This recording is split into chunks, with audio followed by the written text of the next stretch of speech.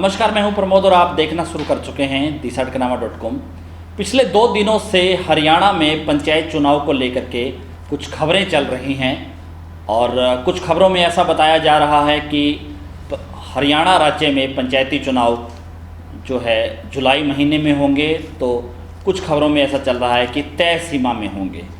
इसको लेकर के कई तरह की भ्रांतियां चल रही हैं, खास करके ग्रामीण अंचल में, क्योंकि हरियाणा पंचायती राज के जो चुनाव हैं उसको लेकर के आज हम आपसे चर्चा करेंगे कि इस पूरे मामले को लेकर के काफ़ी जो लोगों के हमारे पास दर्शकों के फ़ोन आए और तमाम जानकारी जुटाई हमने भी कि इस चुनाव कब होंगे और क्या चुनाव को लेकर के शेड्यूल रहेगा। तो इस पूरी वीडियो के अंदर मैं आपको पूरी जानकारी देने वाला हूं कि हरियाणा राज्य में पंचायती चुनाव कैसे होंगे और किस किस तरह से होंगे। तो आप इस वीडियो को अंत तक देखें इस वीडियो को, और इस वीडियो को आप ज़्यादा से ज़्यादा शेयर भी कर दीजिए ताकि तमाम हरियाणा वासी तक ये जानकारी, महत्वपूर्ण जानकारी है, वो पहुंच जाए और किसी भी तरह से जो लोग हैं, जो भ्रांति फैलाई जा रही है, जो लोग हैं अफवाहें फैला रहे हैं, उन पे कहीं ना कहीं जो है अंकुश लग सके। क्योंकि तमाम इस वीडियो में आपको मैं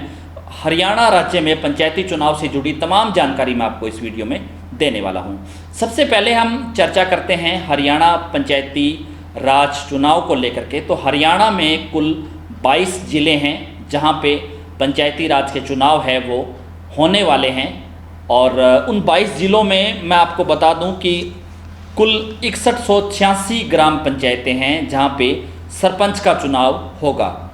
और जहां पे पंच की बात करूं, क्योंकि एक ग्राम पंचायत में पंच होते हैं, उसके बाद जो है सरपंच चुना जाता है, तो पंच है वो 60,436 जो है पंचों का चुनाव होगा। पूरे हरियाणा की मैं आपके आंकड़ों आपके बता रहा हूं कि कुल 22 ज़िले हैं जिनमें से 6186 ग्राम पंचायतें हैं जहां पे सरपंच का चुनाव जो है होगा। इसके साथ पंच है 60,436 है, वो पंच चुने जाएंगे। जिला परिषद की बात करें तो 22 ज़िलों में 22 ही जिला परिषद हैं और 416 जिला परिषद सदस्य चुने जाएंगे। हालांकि जिला परिषद का एक जो पूरे जो जिला परिषद सदस्य एक ज़िले में चुने जाते हैं, उसके बाद एक चेयरमैन है वो बनाया जाता है, एक जो है वाइस चेयरमैन है वो बनाए जाते हैं। जिनकी संख्या अधिक होती है उसी जो है सदस्य को उसी जिसके पक्ष में सदस्य होते हैं वहाँ पे जिला परिषद का चेयरमैन है वो बनाया जाता है। तो हरियाणा भर में 416 है जिला परिषद के सदस्य हैं वो चुने जाएंगे। और पंचायत समिति की बात करूँ, यानी कि जो ब्लॉक समिति सदस्य हैं वो हरियाणा में कुल 140 ब्लॉक हैं पूरे 22 ज़िलों में, जहाँ पे पंचायत समिति चेयरमैन का चुनाव होता है। उससे पहले ब्लॉक समिति सदस्य का चुनाव होता है हर ब्लॉक में, क्योंकि 140 ब्लॉक है पूरे हरियाणा में, तो पूरे हरियाणा भर में 2997 जो है ब्लॉक समिति सदस्य हैं वो चुने जाएंगे। तो ये जानकारी है। और 100 उसके बाद पंचायत समिति के जो सदस्य होते हैं वही फिर जो है ब्लॉक स्तर पे पंचायत समिति का चेयरमैन नियुक्त करते हैं। उसके बाद वाइस चेयरमैन भी वही सदस्य है वो नियुक्त करते हैं। अब मैं आपको इस पूरी जो जानकारी है, पंचायत जो सदस्य इतने चुने जाएंगे, अब मैं आपको आता हूँ आरक्षित सीटों के हिसाब से। हालांकि अभी जब चुनाव होंगे तो ब्लॉक स्तर पे अलग अलग जो है ड्रॉ निकाले जाएंगे, लॉटरी सिस्टम से जो चयन होगा कि किस ग्राम पंचायत को जहाँ पे महिला आरक्षित होगी, कहाँ पे अनुसूचित जाति वर्ग के लिए आरक्षण होगा, तो वो जानकारी एन चुनाव के वक्त दी जाएगी। उससे पहले मैं आपको हरियाणा भर की स्थिति बता देता हूँ कि हरियाणा भर में जो 2565 महिलाएं हैं वो सरपंच चुनी जाएंगी। जो रोटेशन होता है, कोटा होता है, महिलाओं को पंचायती राज संस्था में जो आरक्षण प्राप्त है उसमें से 2565 है वो महिला सरपंच चुनी जाएंगी। इसके साथ अनुसूचित जाति की जो पंचायतें हैं, ग्राम पंचायतें हैं, वो 1400 जो अनुसूचित जाति ग्राम पंचायतें हैं वो चुनी जाएंगी। अब हम आते हैं चुनाव की प्रक्रिया को लेकर के, चुनाव की तिथि को लेकर के। सबसे पहले मैं आपको बता दूं कि पिछला जो चुनाव हुआ, यानी कि ग्राम पंचायत का जो चुनाव होता है वहाँ पे सरपंच चाहे ग्राम पंचायत की बात करें, चाहे पंच की बात करें, ब्लॉक समिति सदस्य की बात करें या जिला परिषद सदस्य की बात करें, सभी का कार्यकाल 5 वर्ष के लिए होता है। तो पिछला जो चुनाव हुआ यानी कि 2016 में जो चुनाव हुआ था ग्राम पंचायतों का और पंच का या जिला परिषद ब्लॉक समिति का, तो एक साथ ही होता है।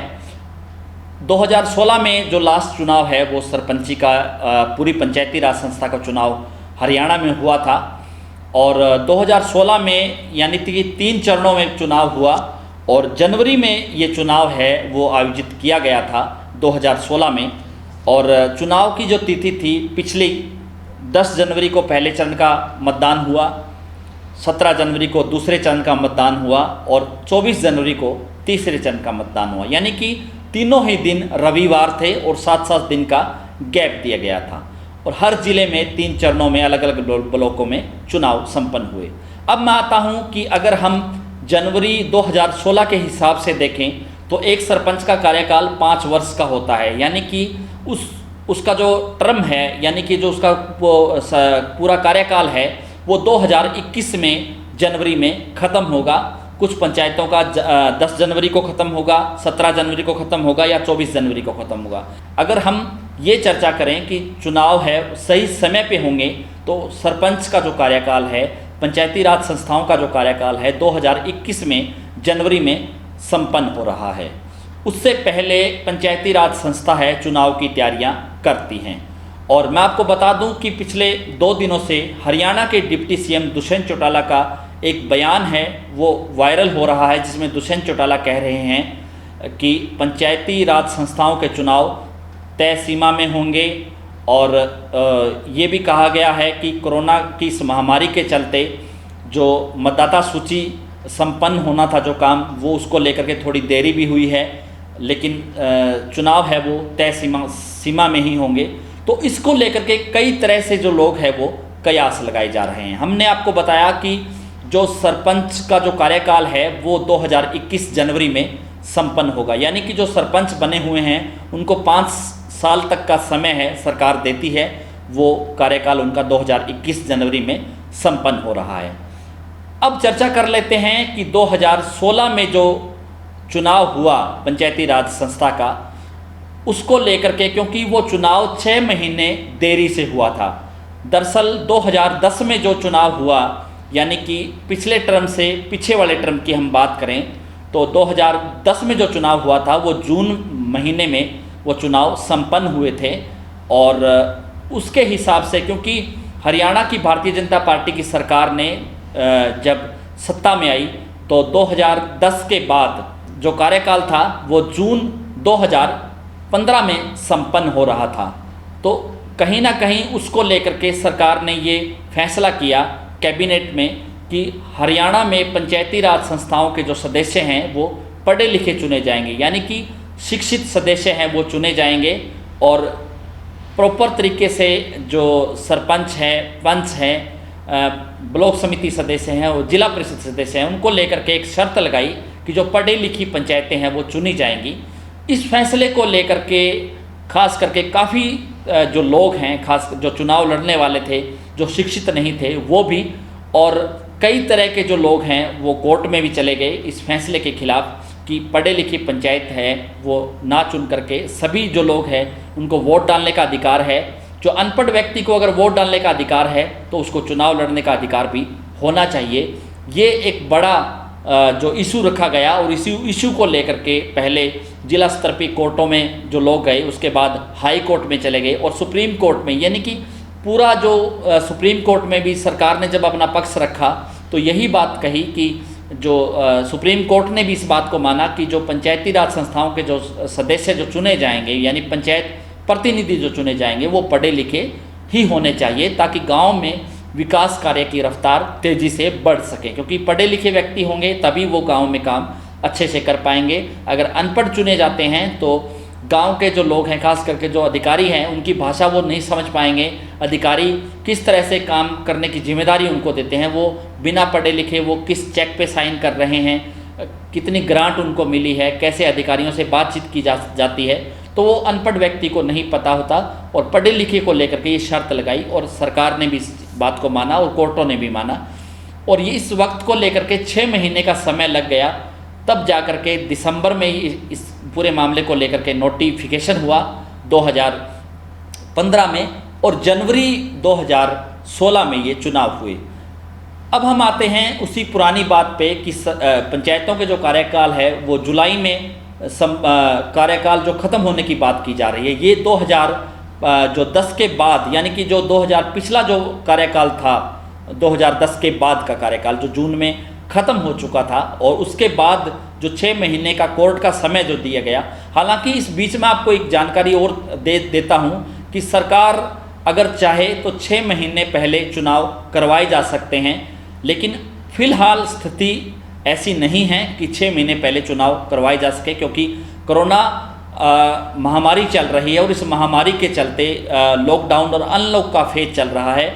तो कहीं ना कहीं इसको लेकर के भी सरकार सोच रही है कि ग्राम पंचायतों के अगर चुनाव को लेकर के नोटिफिकेशन कर दिया जाता है तो पूरी तरह से, क्योंकि गांव के लोग गांव में पूरी तरह से गतिविधि बढ़ सकती है, लोग एक दूसरे के घरों में भी जाएंगे, कोई वोट की अपील करने के लिए जाएंगे, या जो शहर में जो लोग रहते हैं, जिन लोगों के गांव में वोट बने हुए हैं, वो भी शहर से गांव में जाएंगे।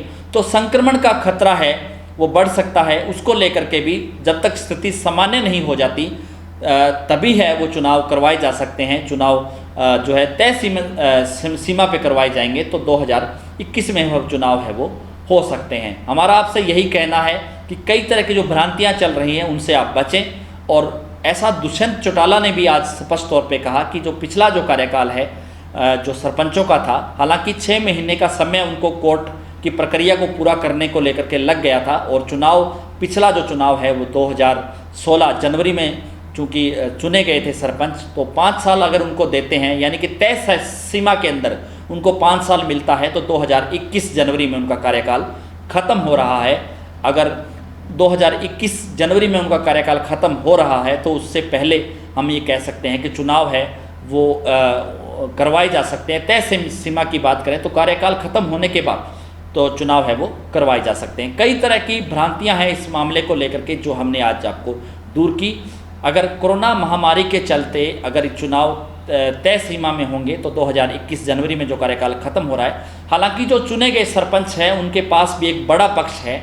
उनका भी ये कहना है कि जब वो चुने गए थे तो जनवरी 2016 में वो चुने गए थे, तो ऐसे में 5 साल उनको करना चाहिए, जो उनका हक है 5 साल उनको मिलना चाहिए। इसी तरह से वो 2021 जनवरी तक वो काम करेंगे। इस पूरी वीडियो को आप ज़्यादा से ज़्यादा शेयर कीजिए ताकि तमाम हरियाणा वासियों तक ये महत्वपूर्ण जानकारी पहुँचे। बहुत बहुत शुक्रिया।